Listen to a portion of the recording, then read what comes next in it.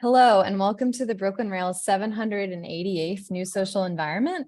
I'm Chloe, Director of Programs here at the Rail, and I have the pleasure and privilege of being your MC today for a conversation featuring Sarah Aoun, Morehshin Allahyari, and we're thrilled to welcome poet Farnoosh Fathi here to close today's program. Before we get started, the Brooklyn Rail acknowledges Black Lives Matter. Here in New York, we're on Lenape-Hoking, the unceded land and waters of the Wappinger, Canarsie, Munsee, and Lenni Lenape people of the Delaware Nation and Shinnecock Indian Nation. We recognize land acknowledgements are not a replacement for necessary decolonial work, but serve as a reminder of place, of the legacies of dispossession and enslavement that sustain and enrich the stolen land that we're speaking from. And now it's my absolute pleasure to introduce today's guest and host. Sarah Aoun is a privacy and security researcher.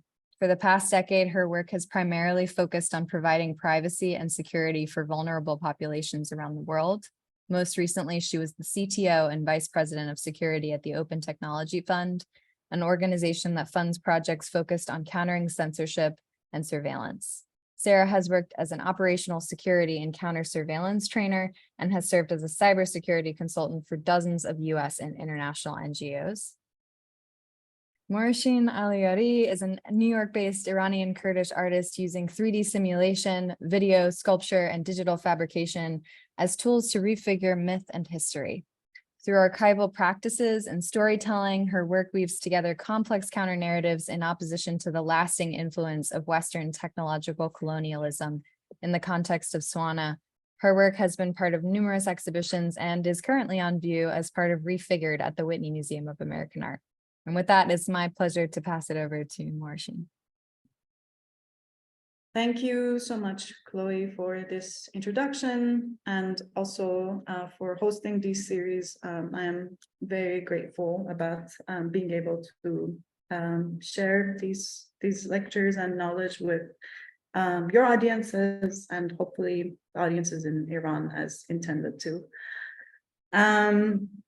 So for this, I was very happy to be able to invite Sarah Aoun, who is a dear friend of mine, but also someone that I really look up to and admire, and the work that she's been doing in past years. And I kind of was hoping with, this series, from the beginning of this series, something that I was thinking about is how can I put together a series that can also connect to and be useful to people in Iran who are every day dealing with different aspects and issues around the revolution that has been unfolding for the last 7 months. So as some of you know, as these protests sparked by the killing of Gina Mahsa Amini, and these protests took over the streets of Iran. Iranian mobile and internet users reported rolling network blackouts, mobile app restrictions, and other forms of disruptions. Many fear that the government can track their activities through their smartphones. As Iranians, or perhaps anyone specifically living under oppressed systems, we are very familiar with a lot of these tactics of control and censorship, and the ways in which the Iranian government uses digital tools and technologies to track its citizens. There are many questions at play here, from how to limit being monitored and tracked to how to protect yourself in the case of an arrest. Are there ways that controlling the government's access to the data on your phone can be controlled, from images to videos to messages and social media accounts and activities? What are the precautions one can take, both on a daily basis as well as a general practice of staying safe and secure?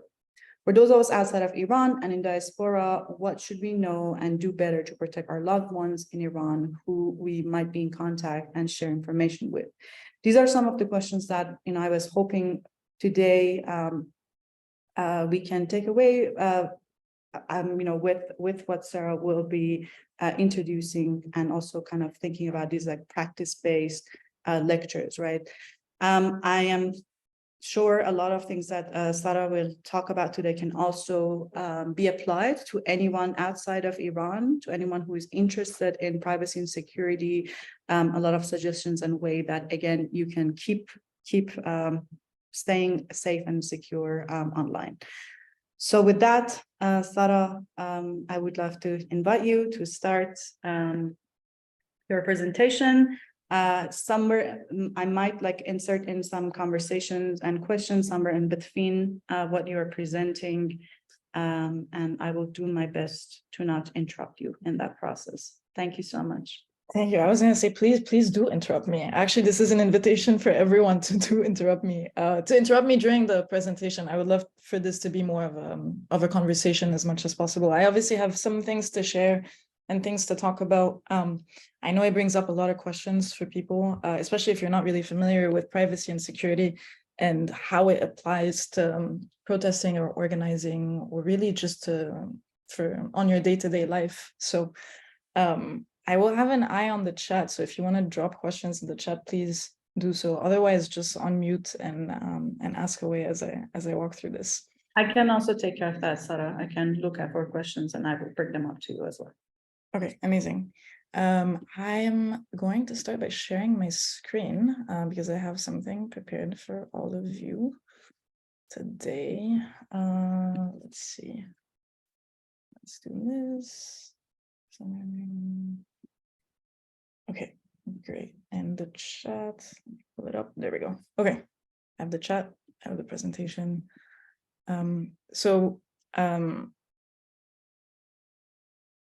I've been, Chloe talked a little bit about my background, but essentially just the gist of it is that I've been working, I've come into this work from the lens of human rights work. That's really what I've been doing most of my life.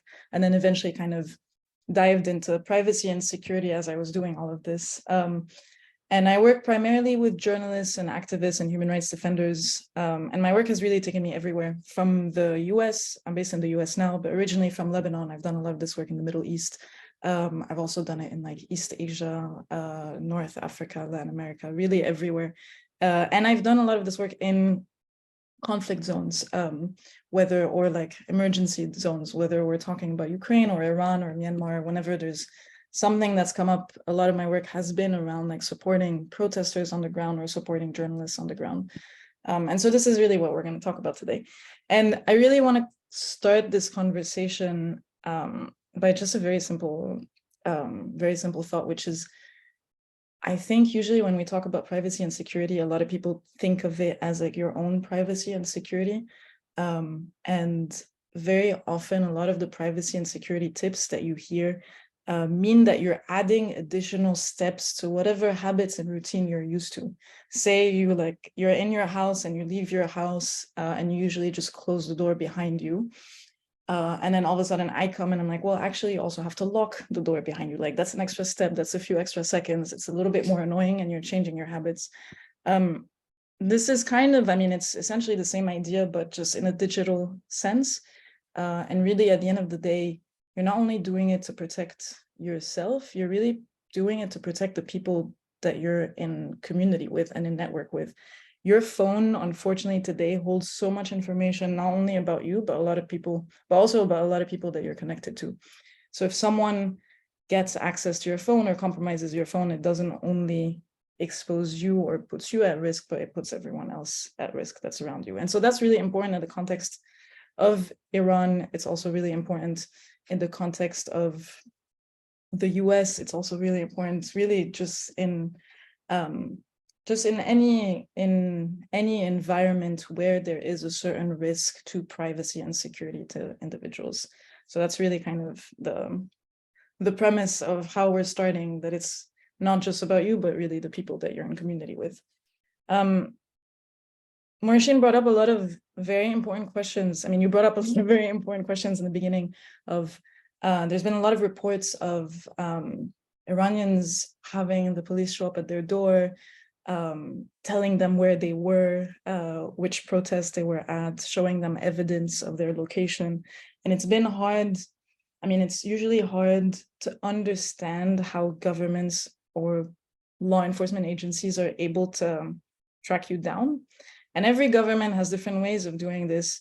And Iran actually has one of the most advanced and sophisticated state surveillance techniques and tactics that exist in the world. I mean, China is a big one, Russia is a big one, Iran is a big one. They all have quite advanced means of surveilling people.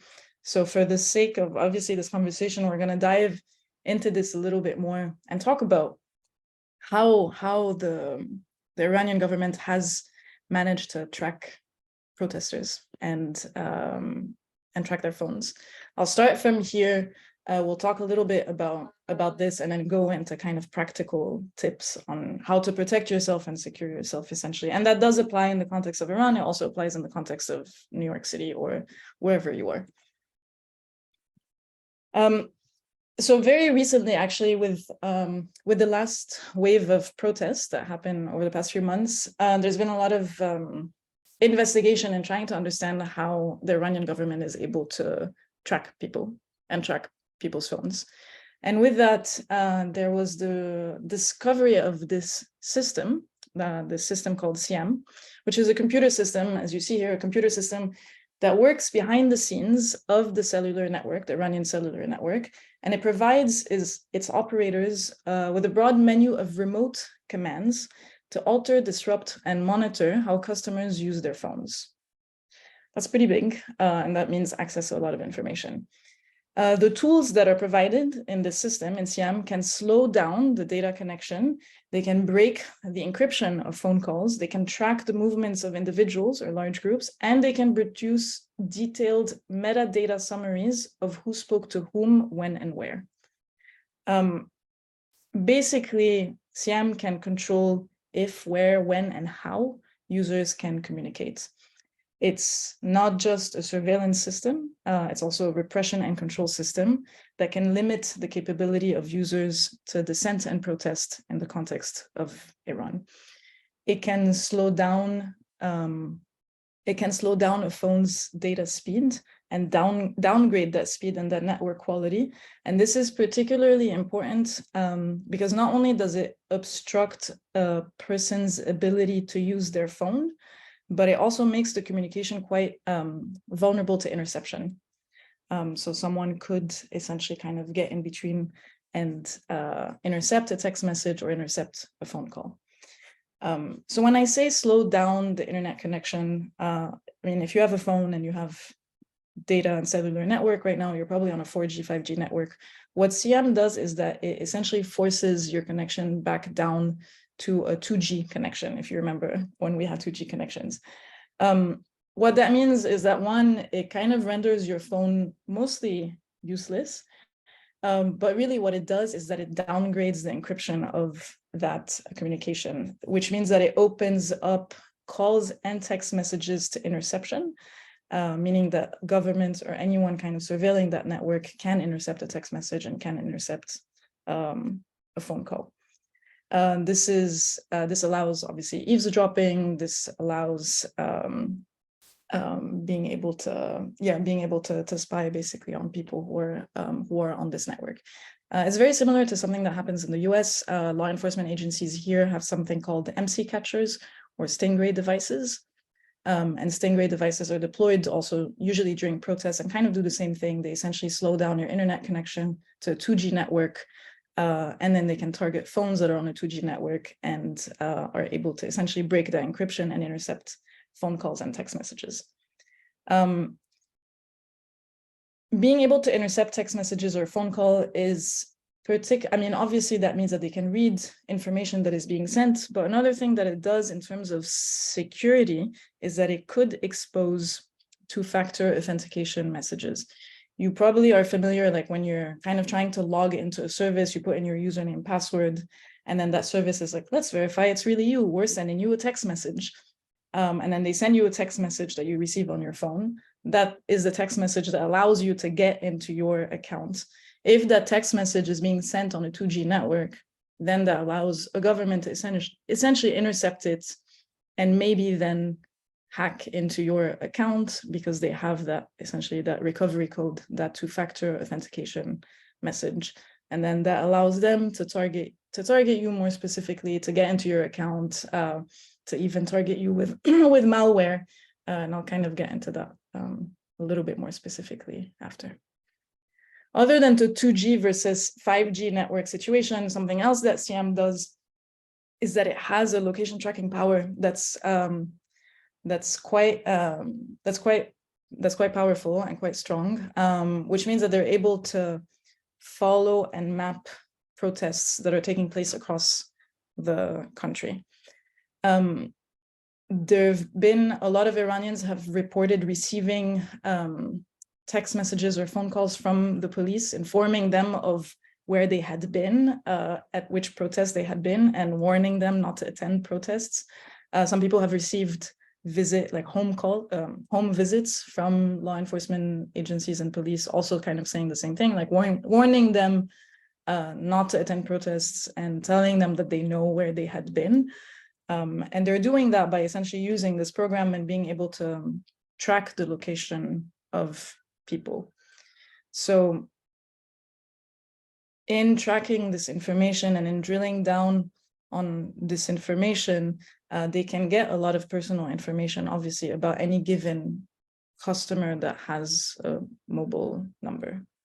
They can know who they've communicated with, they can know where they've been. So that adds a whole other layer of, your privacy being exposed. And then finally, if that wasn't enough, and having someone constantly know your whereabouts and know where you are and kind of moving around, according to the manuals of CM and what it does, it can also get access to everything that's essentially associated with you registering your phone number. So in the context of Iran, that means your father's name, birth certificate number, nationality, address, employer, billing information, location information, a record of Wi-Fi networks, IP addresses, anywhere you've connected to. That's a ton of personal information. And that's really, that's really everything about you and everything about your digital trace, as not only digital trace, but just, if you're talking about birth certificate number, father's number, all of that, that allows, obviously, the government to target individuals very specifically. And all of these functions essentially lead to life and death situations in a country like Iran, where there is no fair judicial process, there's no accountability, there's a huge pattern of violations of human rights. And all these capabilities lead to essentially mass surveillance and violations of privacy. If it's that simple and that easy, essentially, to identify the location of protesters who are literally risking their lives to fight for basic rights. Sarah, I have a question just out of curiosity. Yeah. Obviously, in the context of Iran, there's no law or rule to protect you as a citizen, because they can basically do whatever they want to in a way that they have access to your information. But from what I understand, in the US, there are laws that protect you at least a little bit, unless there is that they have to dig into your information. Am I just being, it's so scary to kind of actually know that it's obviously, if I was still living in Iran, I would be freaking out right now listening to this workshop. But yeah, it's a lot. It's a lot. It's a lot, and Iran really has one of the most sophisticated ways of doing this in the world. Honestly, the answer for the US context is it's a little bit complicated. The laws, there are no good privacy protection, data protection laws or privacy protection laws in the US. Actually, the US is quite behind places like the European Union. And it really depends on the state as well. And it really depends on the situation. In the US, actually, there's a lot of this information is gathered by social media companies or tech companies like Google, Facebook, WhatsApp, Google, Facebook, WhatsApp, Instagram, Twitter. All of these tools that you're using are gathering information about you, whether it's location information or your search history or the likes that you click on and all of that. These companies have this information. What's different in the US is that the government can go knocking on the door of these companies and say, we have a warrant, or we have a reason, or we have a subpoena. And we have a reason to suspect this person, please hand over information. And in most cases, the companies do hand over. If you're receiving a law enforcement request or a subpoena, basically, Google or Facebook or whoever will hand over that information about individuals. So the type of surveillance is a little bit different in that sense. It's not in Iran, a government is sitting behind this like very powerful control and just trying to like get into people's phones. In the US, they use things like empty catchers and stingrays to do that also at protests. But also there's the additional judicial process of going and or law enforcement process of submitting a subpoena to some of these companies and requesting that information. So the context is a little bit different, but they're not very good privacy protection laws in the US either. Thank you. Yeah, that makes sense actually. Yeah. Well, like you said, I mean, obviously none of this is meant to like freak anyone out. It's hard usually to listen. I mean, once you start understanding how this works, it's easy to feel overwhelmed because it feels like there's so much, and people tend to feel despair a little bit and want to give up because like, why does it matter, right? Like if they have all this power, why does it matter what we do? Am I ever going to achieve 100% security? Truly, the answer is no. But it doesn't mean that you shouldn't do some things. I talked about the house at the beginning, like you're in a house, you leave, you lock the door. The thing is, if we go back to that analogy a little bit, you know, if you own a house, you add a lock on the door, it will stop a certain type of attack. If someone shows up with a bulldozer and will completely like destroy your house, sure, the lock is not going to make a big difference, but the lock will make a big difference for certain types of attacks.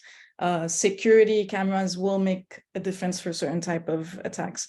Alarm system will make a difference for a certain type of attack. So we're kind of lowering the probability of something happening, and we're also trying to lower the impact of something if something happens. So it's a question of lowering the probability, lowering the impact. It will always make a difference to at least like shield yourself against a certain type of attacks. So yes, it does make a difference. Will you be 100% secure?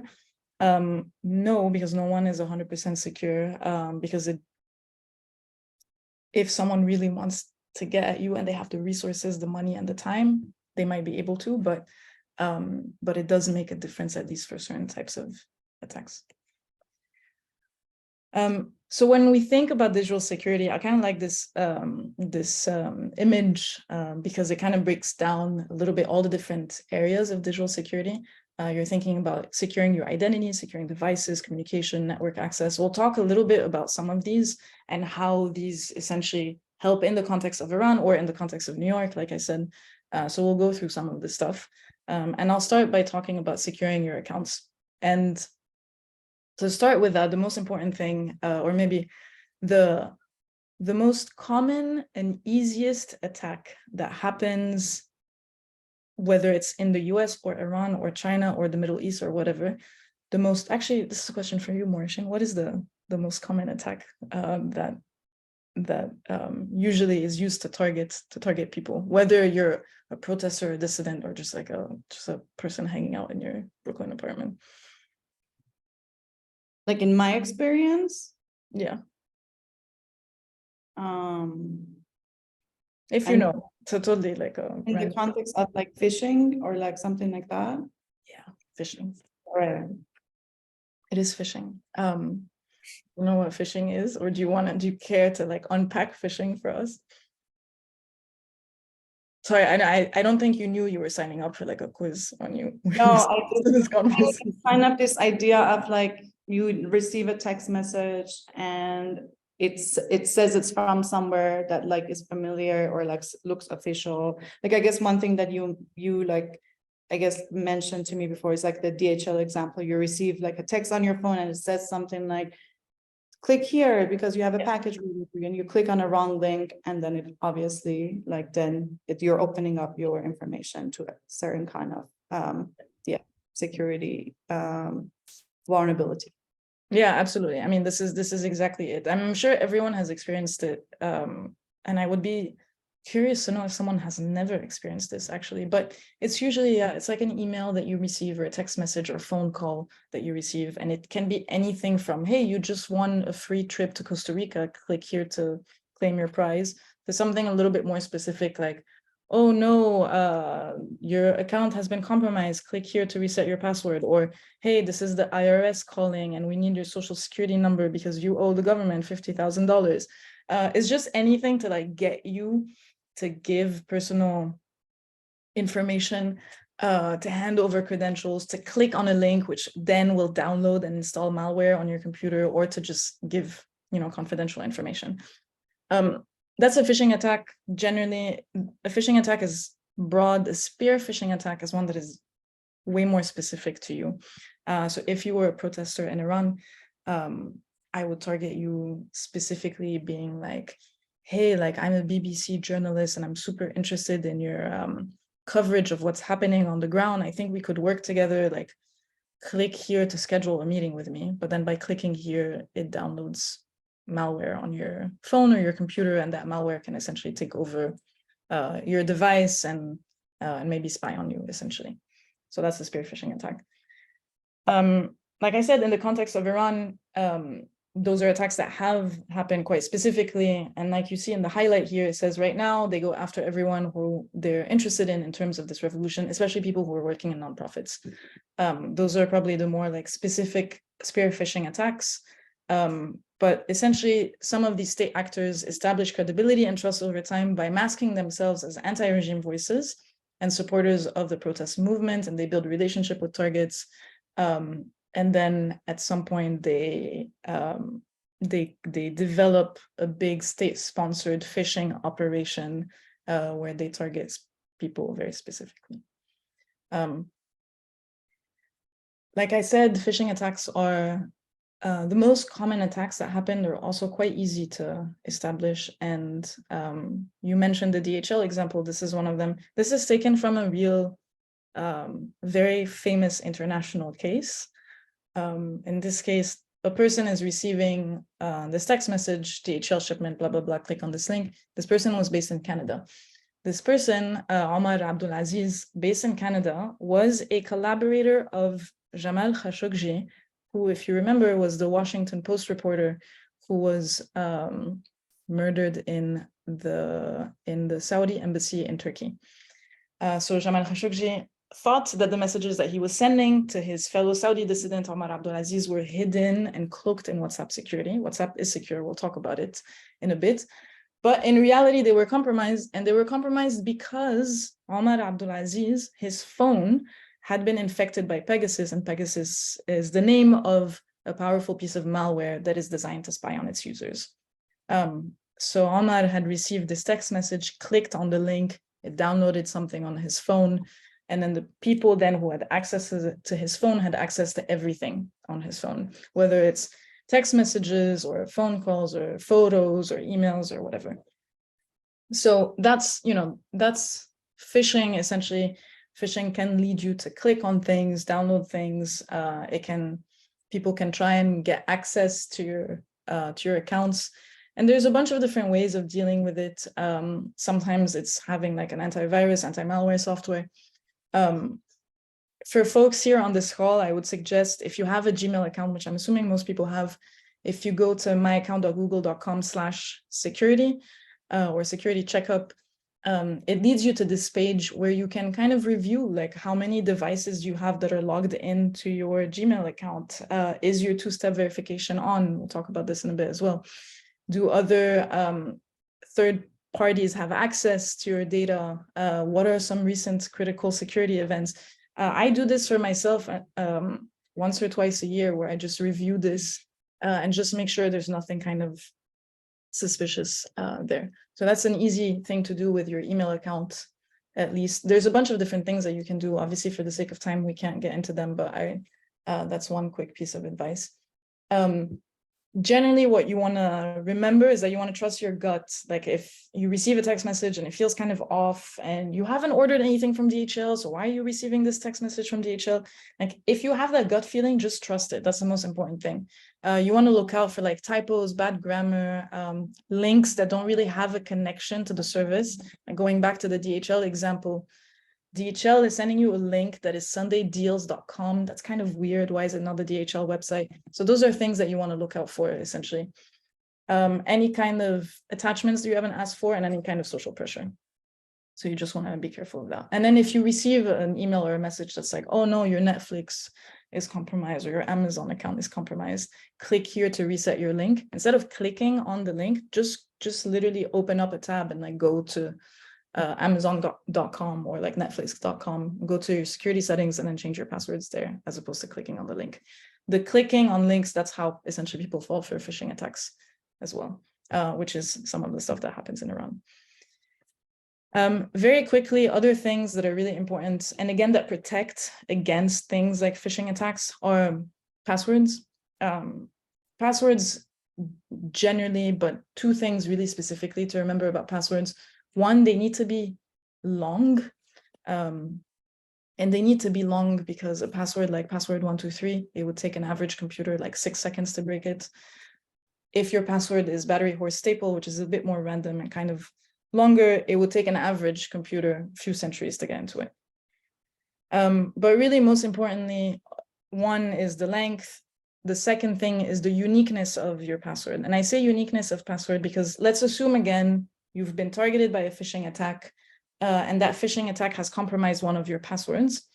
If they've managed to compromise that one password, if it's a unique password and you haven't reused it in other accounts, then it means that just that one password has been compromised and you're not exposing all your other accounts. So if it's your Netflix password that's been compromised, it doesn't mean that your bank account is also compromised. It doesn't mean that your email is also compromised. So just having a unique password is very important for that reason.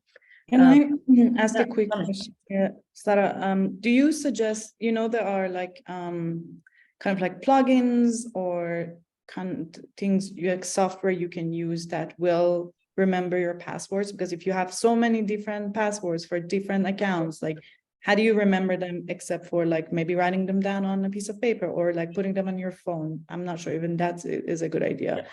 But what do you use personally as a way to, do you use any, even Google Chrome, for example, has like a saving password option, right? So what are your thoughts on that? That is a great question, and thank you for asking it. It's usually a question that people will ask because if I say use a unique password for every account, I have hundreds of accounts. There's no way that I'm going to remember every password for every account. That's where something like a password manager comes in handy. So a password manager, it's a software that you can have on your computer or on your phone. It's kind of like a safe, and you just have one password that you have to remember, the one to unlock the safe. And then in that safe, you have your list of passwords. Password managers are kind of amazing and they will change your life, and they're super, super useful. I personally recommend onepassword.com. There's a bunch of different ones, but onepassword.com is a really good one. And you can have it on your computer, you can have it on your phone. You just have to remember the one password to essentially unlock it, and then there is a list of your passwords there.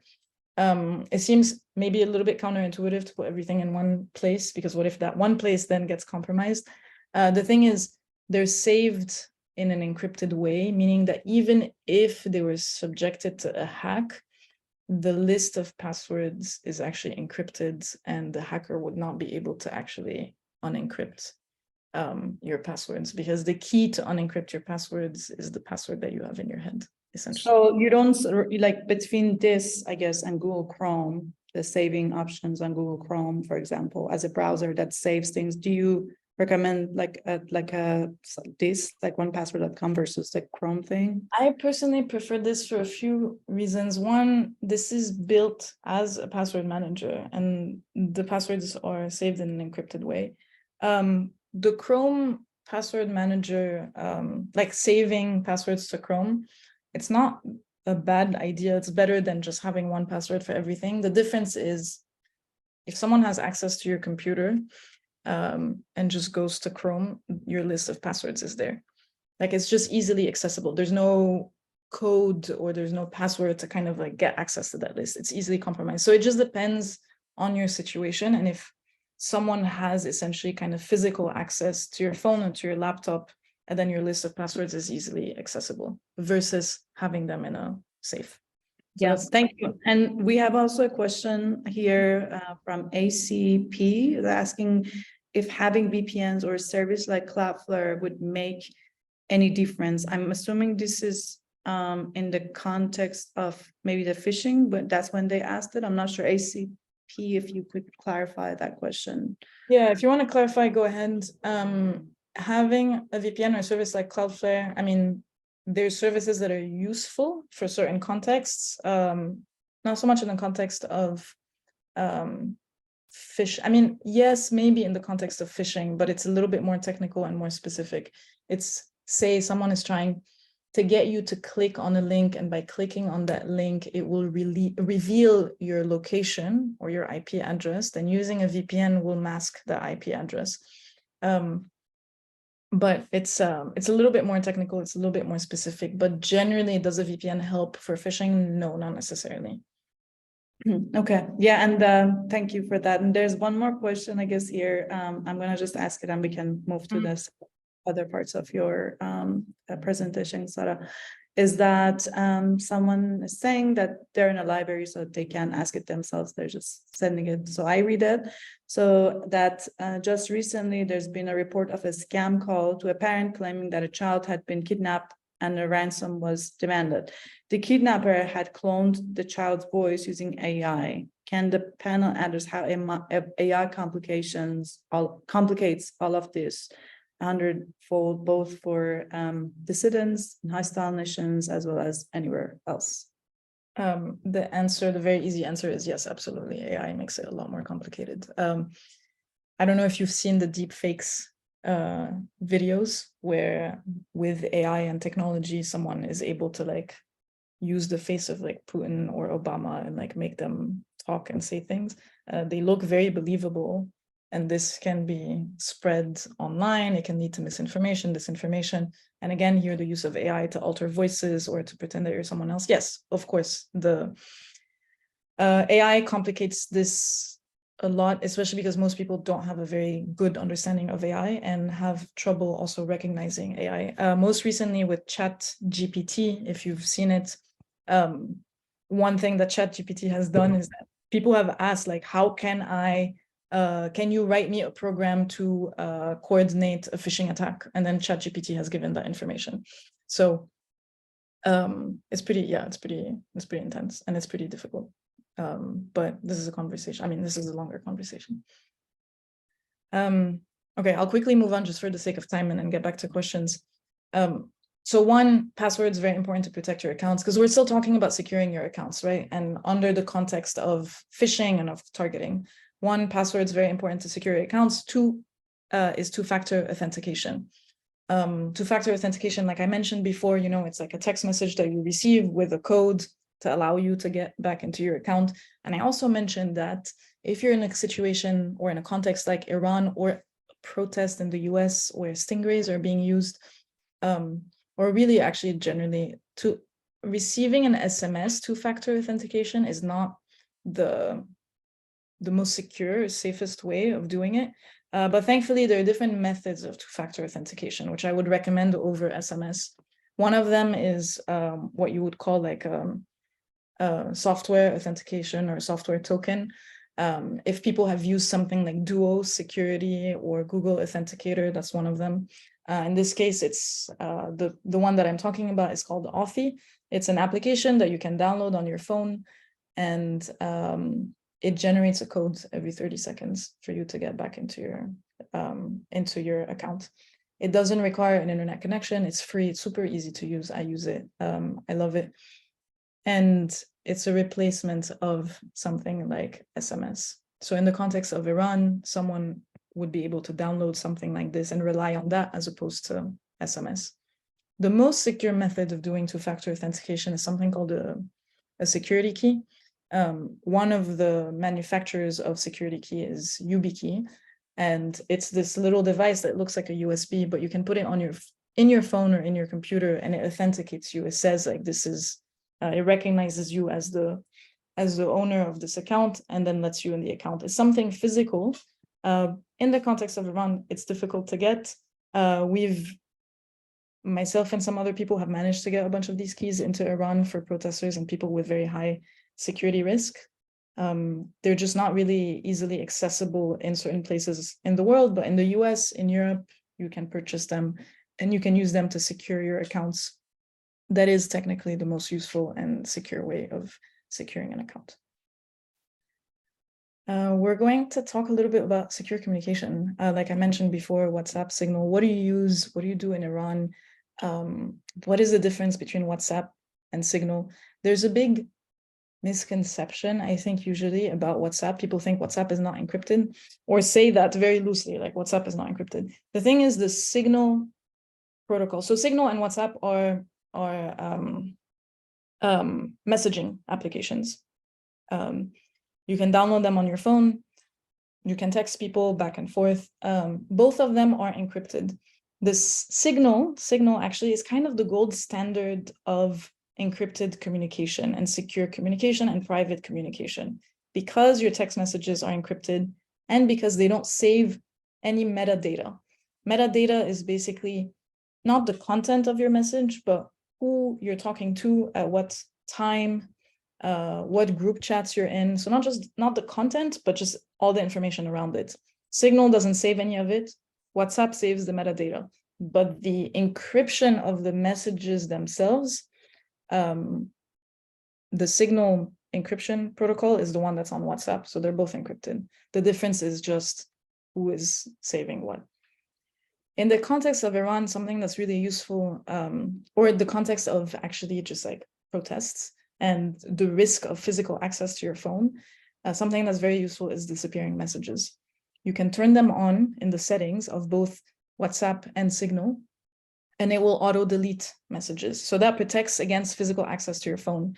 If you were to get arrested and someone were to grab your phone and try and go through your messages, they wouldn't be able to find any because they would have disappeared automatically after 5 minutes, after a day, after a week, depending on the settings that you turn on. In the context of Iran specifically, Telegram is another messaging app that people rely on very, very heavily. And the majority of people actually use Telegram in Iran versus something like Signal or WhatsApp. The issue with Telegram is that it is not the safest or the most secure application to use for a few reasons. WhatsApp is more encrypted, Signal is more encrypted, even Wire, which I had mentioned here. Wire is another application also that it is safer than Telegram. The reasons why Telegram is not very safe, a few. One, channels are not fully encrypted. So all the communication that is happening on a Telegram channel can be seen by anyone on the channel, and they're also visible to Telegram. Telegram has been asked by governments before to hand over communication from a channel. And so then your position here is to then see how comfortable you are relying on that information to predict whether or not Telegram is going to hand over this data to a government. But because Telegram also owns this data and has it, it means it's also vulnerable to just hackers, or it can be leaked by someone who works there. So the channels are not encrypted. The groups are also not encrypted. Same thing, Telegram can see the groups and all the communication that you have in a group. So same idea as channels. And then the one-to-one chats are not encrypted by default. You have to go and physically like turn on secret chat to make it essentially encrypted. And even then, even if you do turn it on and you do have secret chat turned on, they still save metadata about the communication. They know who you talk to, when you talk to them. And sometimes that's all you need to draw a specific, a specific map of networks. So unfortunately, it is a thing that people rely on the most. It's not the safest and it's not the most secure. And these are important things for people to understand and to maybe then make a choice of moving to something else. If you're going to stay on Telegram, a few things that you want to do. You want to have a strong and unique password. You want to turn on two-factor authentication in Telegram.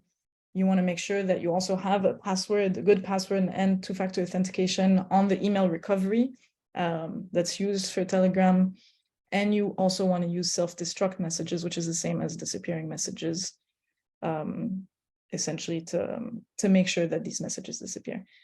It's hard to talk a bit about communication and insecure communication, because insecure communication in a context like Iran can lead to arrest, to violence, to a bunch of different forms of government intimidation. For people who are protesting, for independent journalists, for anyone that's like opposing the government, these are people that have that are interested in essentially keeping their communication private and out of reach of the government or of hackers, and that are taking certain steps to hide their identity from the government, and maybe sometimes from fellow organizers. You don't know who, you might have people who have infiltrated groups. If folks are concerned about using a phone number that is going to be linked to their identity, Wire, the other communication app I mentioned, is encrypted and doesn't ask for a phone number. You can just use it by signing up for a username. So you have encryption and you don't have a phone number as well. Otherwise, Signal always kind of the gold standard of encrypted communication. A couple of more things before we wrap up. In the context of Iran, specifically, internet shutdowns have been a very big part of the conversation. The government will either completely slow down the internet and make it almost unusable, which obviously, like, you can't access. Then how do you use Signal? How do you use WhatsApp? How do you use Telegram if the internet connection is either very, very slow or actually just non-existent?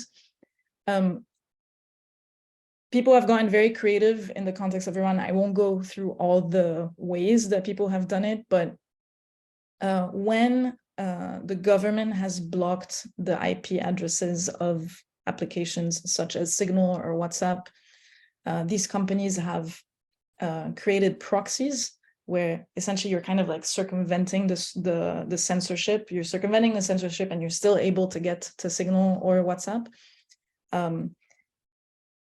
There's applications such as Tor. Tor is a browser that you download on your computer. And it allows you also to kind of circumvent censorship by going through different nodes and like having your connection jump around different places. So Tor is another one that's been useful.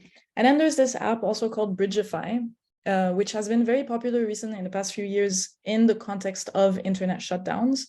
It's another messaging app, but that relies on Bluetooth, not on an internet connection. So one, it would require multiple people to have it. And then if you're sending a message, it would essentially use that network to be able to relay your message to other people. It relies on Bluetooth. So that's been super popular in Myanmar. It's been super popular in Ukraine. We've seen like upticks of the use of this application. So people get creative in different ways. It's very difficult. I mean, dealing with internet shutdowns is very difficult in the context of Iran, or just in the context of wherever you find internet shutdowns. But the Iranian government has been one of the biggest proponents of internet shutdowns in the world. Okay, finally, security. One last thing, sorry about this. I remember even like this has been, a case for many, many years, but like specifically with this like last 7 months since the protests started, there has been so much difficulty in finding VPNs that actually keep working. Yeah. So, there was like points that people are like, download this VPN. This one is like right now working pretty weird. And then in like 2 weeks, that one would stop working. So people had to like look for another one. Or at some point, there were only VPNs that working that were like paid, which itself is like, again, like very, very hard because you have to have access to money. Like ExpressVPN became one of the ones that was actually working, but it was very complicated to have access to it. So people outside of Iran started buying them for people inside of Iran and sending the code so they could like activate it, which I feel like is always, I was coming up with solutions as a way to like deal with these very sensitive moments. Yeah, definitely. I mean, VPNs in Iran are always super useful for that context of internet shutdowns specifically. But then what happens, like you say, the government then finds the list of IP addresses of that specific VPN and will block them. So then you're on to the next one and to the next one and to the next one. Yeah, it's like a mouse and cat situation, Yeah, it's a cat and mouse situation. It never ends. Dealing with internet shutdowns is truly one of the most complicated situations that we have to deal with because there's no good solution for it. I mean, that's really it. There's just no good solution for it. And it's a cat and mouse game, and it depends on the type of internet shutdown that is happening. Because if it's a full internet shutdown, like full, like they're just shutting off the internet, then it doesn't even matter if you use a VPN. Yeah. And there has been blackouts, Exactly. like full internet blackouts in Iran, which is like really horrifying. Yeah. Yeah. And something like Bridgify would work in a full internet shutdown blackout. But something like Tor would not, something like a VPN would not. But if it's just specific censorship of certain addresses and certain services, then something like Tor would work, or something like a VPN would work. But then again, it's a cat and mouse game of like, how much can you use this before they block it? It's very difficult. There's Access Now. Access Now is an organization, nonprofit, has a lot of resources for internet shutdowns. Obviously, there's no good solution, but they do have a long list of resources on like how to think about internet shutdowns and deal with it. So going to securing phones, I won't talk about computers, but phone very specifically, because again, like if you're at a protest, you're probably not walking around with your computer, but you're probably walking around with your phone. You want to have a passphrase instead of a passcode. A passcode, if it's a code, it's usually quite easy for law enforcement agencies or police to break into these. They have certain machines that they use, they plug your phone in them. And if it's a passcode, like a 4-digit passcode, they can break into it. So the longer your password is for your phone, the more complicated it is for someone to break into it. Disabling Touch ID or Face ID, also a big difference. If you're stopped and arrested and the way to unlock your phone is a biometric way to unlock your phone, then someone can just take your phone and hold it up to your face or put your thumb on it physically and just force you to unlock your phone. So just disabling that is a good idea. Encrypting and backing up your phone, assuming that it might get taken, stolen, broken. So just making sure that you have the information that you need. Making sure that you have an auto lock on your screen is a big one. Clearing messages, message threads, or having disappearing messages turned on, also very important to protect yourself and to protect other people. Turning off location services so that information is not constantly being gathered. Having a privacy screen. You can get a privacy screen for your phone or for your computer. They're pretty useful. They kind of protect your screen from having people kind of like look from the side. And disabling message previews. That's a very silly one, but actually that makes a big difference. You know how you have your phone and then you might get a text message or you might get an email. The notification shows up on your phone. If your phone is locked, the notification still shows up and sometimes shows you the complete content of the text message or the email. So I'll be sitting next to someone and their phone is locked and it's on the table, but then they get a text message that says something that maybe I would not have wanted to read and that they would have wanted to keep private, but the preview, the notification just shows you the information. So you can disable the preview of text messages. So you still get the notification, you know who it came from, but you can't just immediately see the contents of it. Updates, software updates for your phone and your computer. I know, so annoying, takes so much time, but makes a huge difference. Every time there's a software update, what they're doing is they're patching a security vulnerability. So if you don't update your phone and you don't update your computer, you're leaving them exposed to security vulnerabilities that have been discovered and that people are taking advantage of. So very easy hack.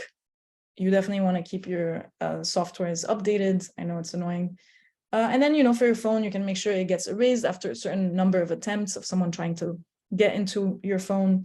You can make sure to have remote locate and wipe, and then you can use a VPN again in the context. It depends of, the context that you're in, if it's internet shutdowns or not. But those are a few tips essentially that you can do with your devices very specifically if you're, on the ground.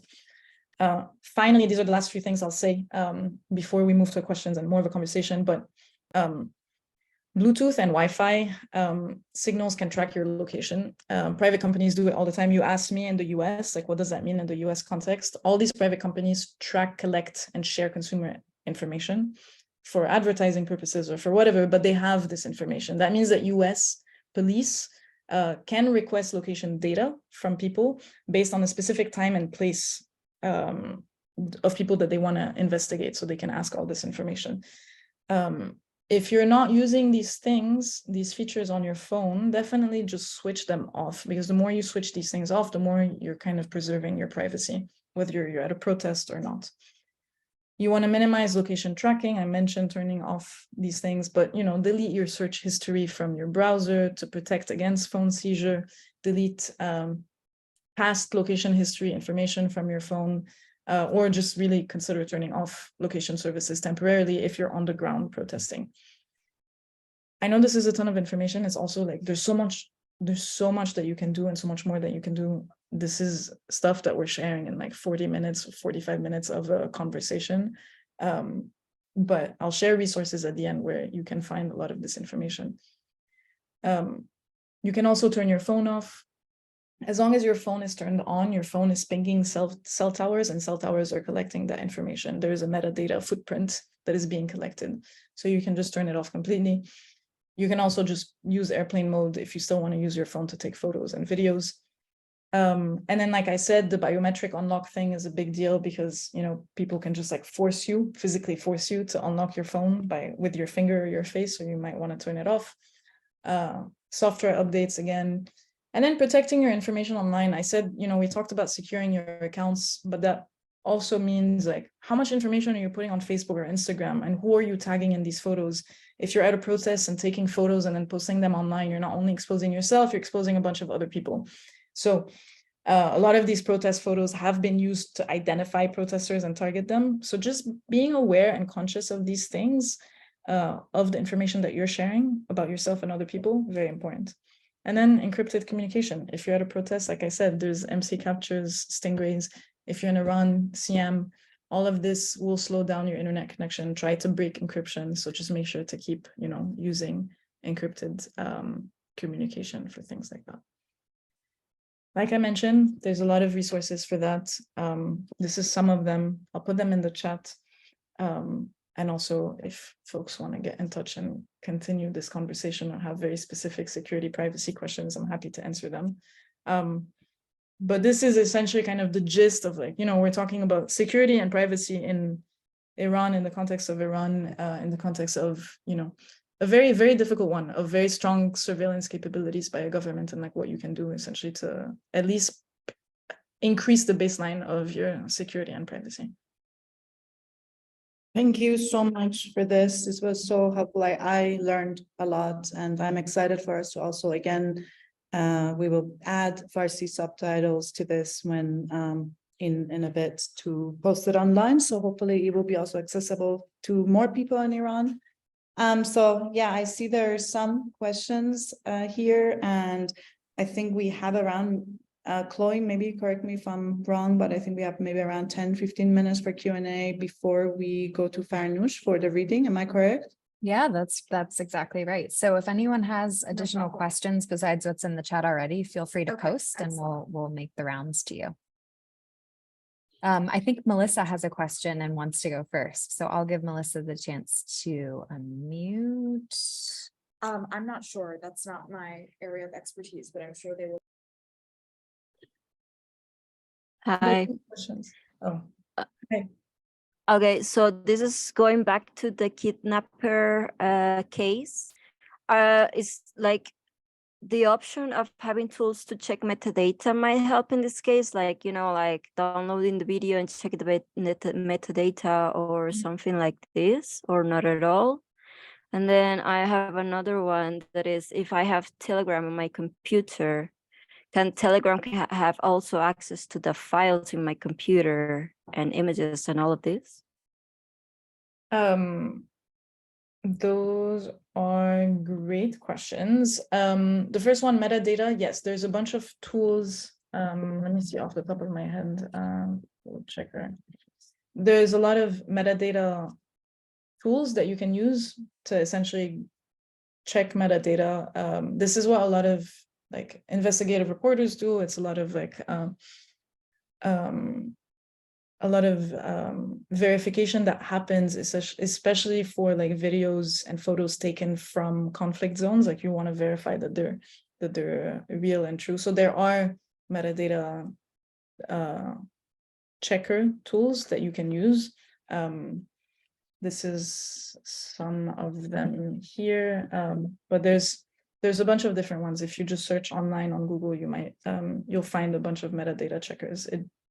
I don't know the best one off the top of my head, but I know that they exist, and I've used a few of them essentially to verify videos and photos before. This one also. The question about Telegram having access to files on your computer, I do not believe so. I'm going to say it like that. I haven't actually looked specifically into that. My gut intuition says no, they probably do not have access, and it does not have access to files on your computer. Just like it, except if it's requesting that permission very specifically when you're downloading it on your computer, but it should not have access to files on your computer, no. Thank you so much. The next question is from Chloe, which is about, I actually like brought this up, Sarah, also to you, like a friend of mine during actually there was like a lot of protests happening. A couple of my friends would just send me videos and images. Like, you know, I would receive like 30, 40 of them because they were participating at the protest, or would see something in the street and take a picture. Like there was a lot of wall writings and things like that. And, you know, I would receive them and them saying like, just sending this to you just so like you can have them, but because I'm going to delete them from my phone. Mm-hmm. So that was one of the things I know people were doing, like trying to like send it out to someone maybe outside of Iran, or like putting it somewhere out and then deleting it from their phone. But I guess with this, like also like Chloe's asking, are there tips and best practices you would recommend when sharing documentation of a protest or actions online? Yeah, because and just to further elaborate, there's kind of this tension between sharing imagery as a way to engage broader audiences in the action, but also the risk that comes along with that, because even on Morehshin's phone, you know, there's a risk. So it's just interesting. I'd be curious to hear your thought. I mean, you elaborated on it a little bit after I put the question in the chat, Sarah, but I'd love to hear anything else you might have specifically on that. For sure. I'm just adding a few links in the chat right now. Witness, so witness.org has a bunch of really good resources on how to show up in protests and film protests and preserve that information. I can't find the very specific link that I was looking for, but I think digging through their archives, you'll find some of that information. It's complicated. I mean, there's no good answer to it specifically, but there's a bunch of small things that you can do essentially to be able to record information and get it off your phone immediately. Sometimes that means the live stream, sometimes that means sending it to someone. The problem is also if you're trying to send it to someone in the context of an internet shutdown, that's very difficult, and you can't necessarily do it. There are ways that you can just open Signal and open WhatsApp and just film directly from there, and make sure that in the settings of Signal and WhatsApp, it doesn't also automatically save to your camera roll and to your library.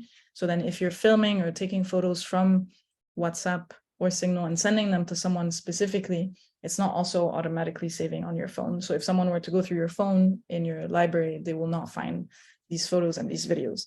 That's assuming that you're able to send them. You can also do it through WhatsApp and Signal. It will save there. It will not immediately send. It will send as soon as there's an internet connection that's enabled again.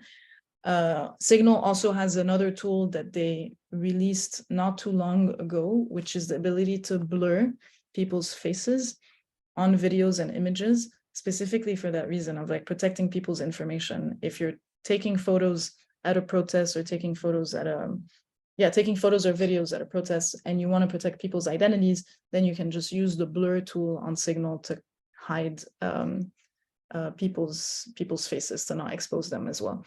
So there's a lot of small things that you can do. There's nothing that's perfect. It just depends again on the context that you're in.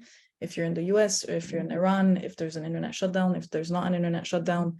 But Witness has a bunch of good guides essentially for people who are citizen journalists and who are trying to record a lot of this information and keep it. It is very important. I mean, the taking photos and taking videos as evidence of human rights abuses is something it's a very common practice, and it's a very important one. It does also put at risk, it puts at risk the people who have this information on their phone. So trying to send it off immediately and not keep it on your phone, either through sending it through Signal or WhatsApp, or sending it as a live stream. If you have access to that, then that allows you to just get it off your phone. It does also put at risk whoever the recipient is. Ideally, maybe the recipient is someone that's outside of that context.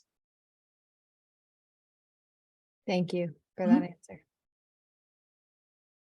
We have a Thank- question from GE. Oh, sorry, Morehshin. No, go ahead, please go ahead. We have a question from GE. GE, would you like me to ask on your behalf? Yeah, okay. So can the panel address the concept of holistic security, how enacting it as a practice ensures a streamlined security approach? Thanks. Yes. So holistic security, the idea of it is that security is not just about, it's about putting passwords here and there, but we're thinking about security as even like psychological safety, mental safety, physical safety, all of that is very important. I'm also putting another link in here. Ideally, when we have more time and when I'm doing these trainings for organizations over a few days or a few weeks or a few months, we also dive into psychosocial security and psychosocial well-being, because that affects obviously your security, your physical security, your digital security. A lot of the people who are the most vulnerable and the most marginalized and the most at risk in terms of digital security and safety are people who have been marginalized, who are vulnerable in so many different ways in life. So it's difficult. I think that's why there's not a lot of people that do the work of privacy security in the context of human rights. And it is very different than doing privacy and security in the context of, like, say, a corporate company. We're not coming in and just telling people, like, add passwords here and there, and then you'll be fine. It's really a question of, like, addressing the physical security, the digital security, the psychosocial security, and the well-being and the organizational security, and all of that affects everything. And it's all quite intertwined. So it's definitely a conversation that we have often, and it's a very important one. Thank you. That was amazing. Not sure. Do we have any more last questions? Maybe we have questions for like one more person, and then if not, yeah. Something that Melissa sent in the chat. In Signal, you can also take notes to yourself. If you open the Signal chat, there's a place where you can send notes to yourself. So you can also send notes or send photos and videos back to yourself. They're not going to be on your phone, but they will be in this encrypted chat that is between you and yourself on Signal. It's a good way to keep secure notes. Oh, I did not know this. Amazing. I have a last question, if no one else wants to ask it. My question is, working in this field, Sarah, like, what is the thing that most surprises you when you train individuals on security? That most surprises me. Yeah. I don't know if there's anything that surprises me. I think something that happens sometimes is that I'll work on very difficult situations like Iran, or say like Palestine, where the capabilities of the government are so strong, and folks have all the reasons. They have all the reasons in the world to implement security and privacy, and they just can't be bothered to care. And I totally get it. It's too much. It's too big. You're fighting a fight that is so big that you've just kind of given up anyways. But sometimes it'll be for very simple things. I'll be like, hey, you're using Facebook Messenger to send very sensitive communication that's not encrypted. How about use Signal instead? It's a very easy switch. And the answer is like just can't be bothered. It's too much, can't be bothered. And it always kind of makes me laugh, but I also understand it. It's just you're fighting a fight that is so big and so overwhelming, that you can't even care about the simple things. Or something, you know, I've worked with activists in Palestine where I'm like, I'm pretty sure there is malware on your phone, we should check it. And they're like, oh, doesn't whatever, doesn't matter, there's malware, there's no malware. And trying to like break out of that apathy, that security apathy is sometimes a little bit difficult, but it does always make me laugh at some point, especially being in this work where we're talking about this all the time and caring about security so much that the people who are the most vulnerable and the most exposed and the most targeted know it and don't want to do anything about it. That's fascinating. Thank you so Yeah. much for that answer. Thank you. Before we transition to poetry, Morehshin, do you have any last questions or anything else? No, thank you so much to Sarah for this super helpful, amazing 1 hour, 15 minutes. And yeah, and thanks also for sharing your information. You know, I don't know, maybe this can become like once I find some budget, maybe this can become some like longer workshops at some point, but thank you. And thanks Chloe and everyone else for being here, for the great questions. And yeah, excited to hear Farnoosh reading. Thanks. Yeah, and thank you all for listening.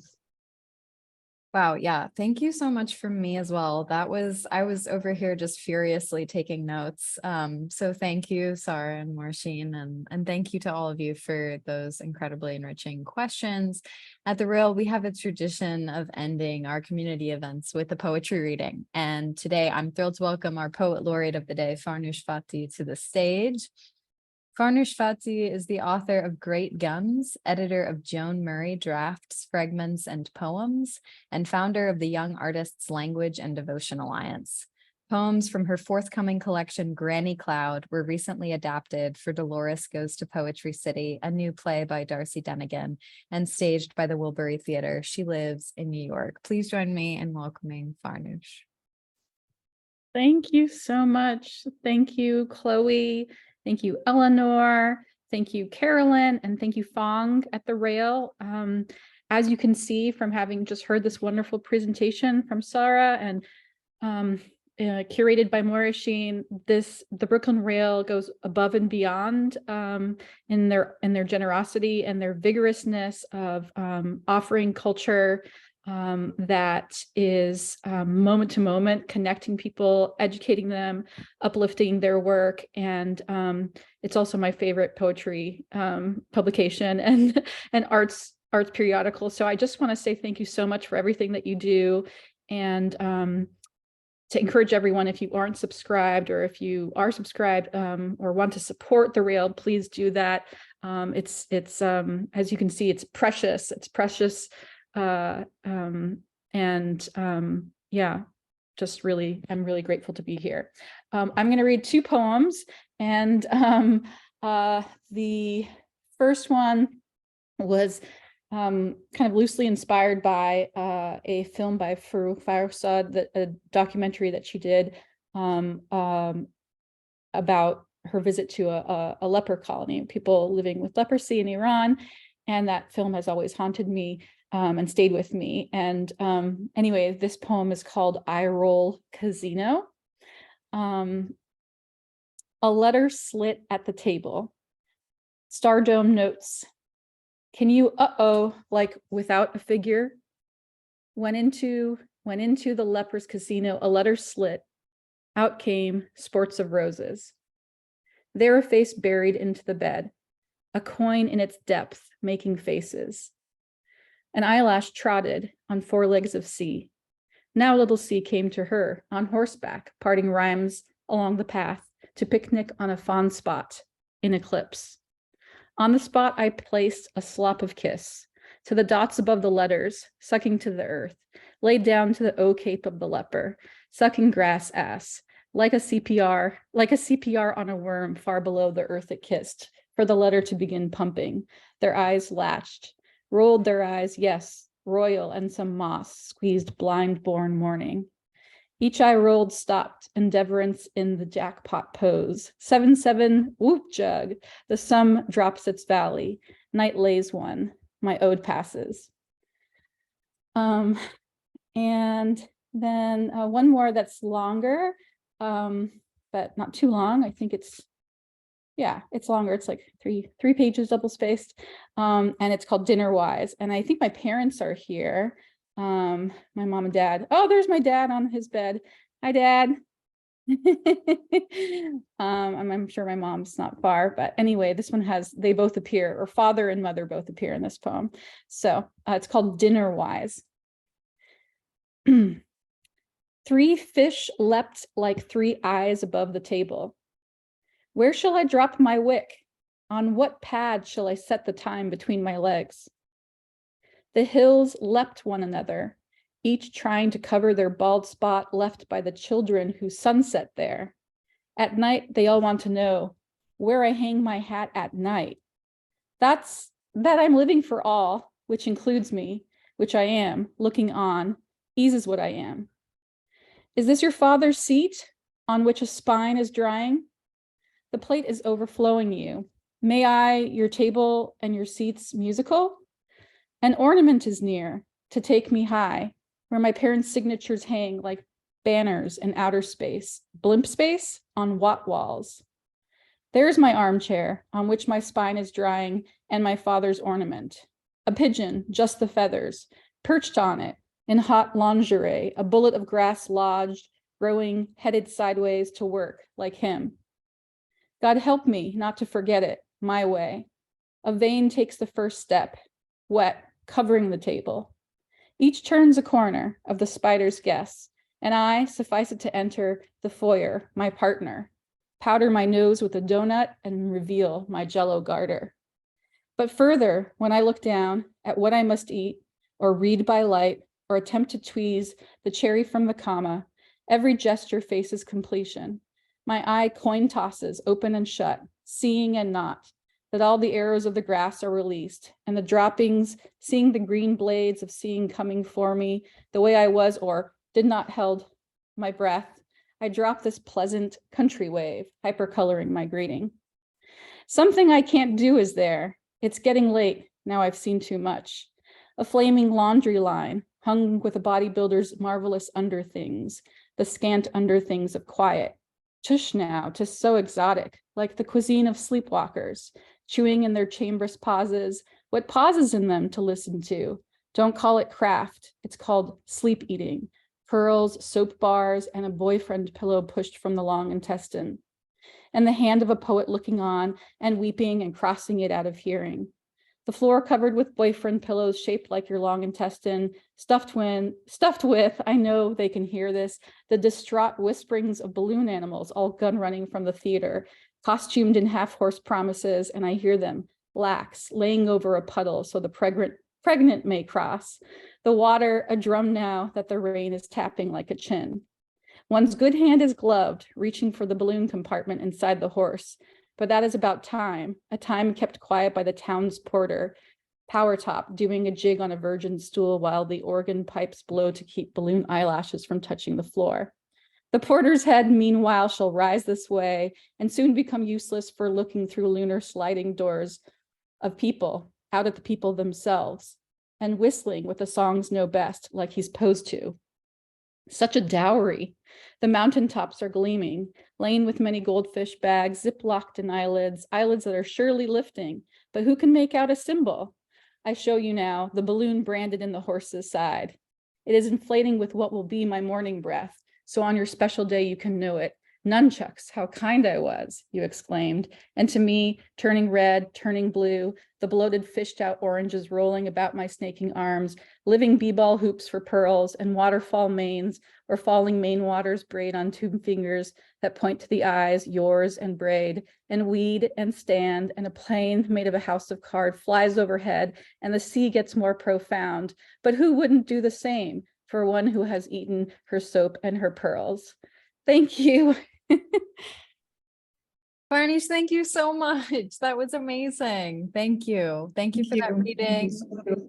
Thank you, Morehshin. Thank you, Sarah. Thank you to all of you for joining us today. Thanks as well to Melissa for help organizing in advance of this series. And we'd also like to thank the Terra Foundation for sponsoring our NSE program and making this event and all those before it possible and for their support of our growing archive, which you can view on the Rail's YouTube channel. For 22 years, the Rail has provided a platform for the arts, culture, and politics through our monthly publication and public events like this one, our daily NSE program. You can check the chat for a link to donate to support the Rail. And if you're free tomorrow at 1 p.m., join us for a conversation with artist Michaela Yearwood Dan and Dr. Amber Jamila Musser on the event of Some Future Time Will Think of Us at Marianne Boesky Gallery in New York. We'll conclude with a poetry reading by Alex Patrick Dyke, and you can now turn on your microphones and say hello and goodbye as you leave. Thank you so much for joining on this sunny Thursday. Thank you. That was so. Thank you. Thank you. Hi, Thank Farnoosh. you. Hi, Morehshin. Bye. Hi, Cheryl. Bye. Bye, everyone. Bye, Bye, everybody. Thank you Thank so you, much. Sarah. Bye. And now we go eat lunch. Thank you. Bye, everybody. Take care.